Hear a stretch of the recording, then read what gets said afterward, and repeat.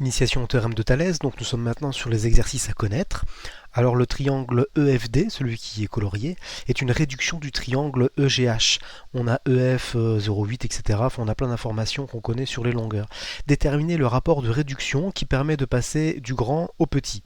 Alors, pour passer du grand au petit, moi ce que j'ai fait, c'est j'ai fait un tableau de proportionnalité.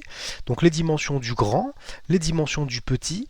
Alors sur le grand triangle, il y a EG que je connais en fait qui fait 4. Alors on peut considérer que ce sont des centimètres, donc 4 centimètres. Et 4 centimètres correspond pour le petit à 0,8 cm. Donc maintenant je cherche dans ce tableau de proportionnalité le coefficient de proportionnalité qui me permet de passer du grand au petit, c'est-à-dire de descendre. Voilà, c'est cette flèche-là. Je fais multiplier par 0,8 sur 4. Et bien 0,8 sur 4, ça fait 0,2.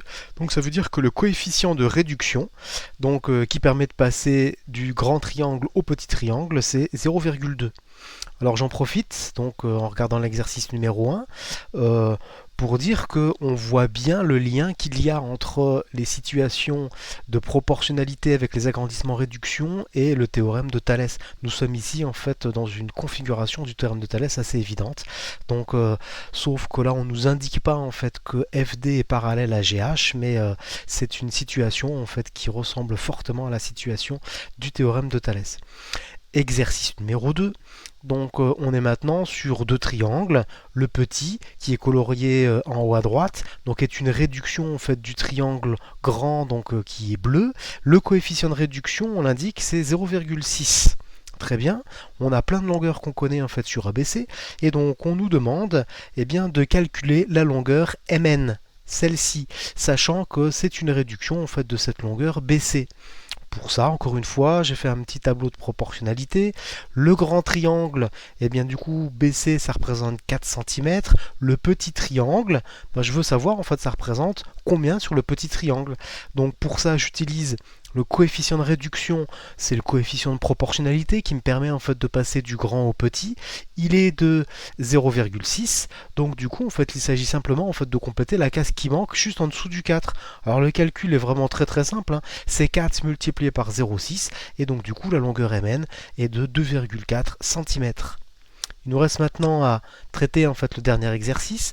Donc pour l'exercice numéro 3, le trapèze rectangle vert, donc celui de droite, donc est un agrandissement en fait du trapèze rectangle bleu. Ok, on ne connaît pas les longueurs, hein.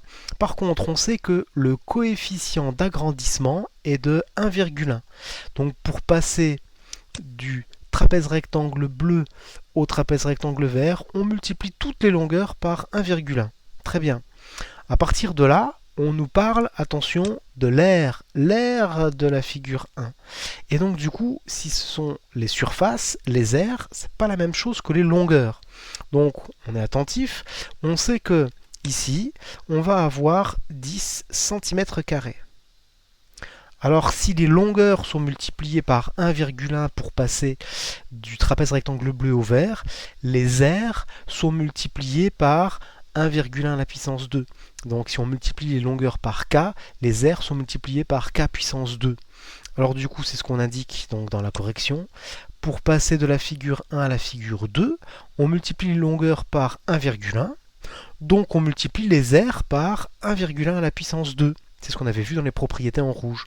Donc du coup, l'aire du bleu, c'est 10, multiplié par ce coefficient en fait à la puissance 2, c'est 1,1 à la puissance 2, ici, ça nous fait du 12,1.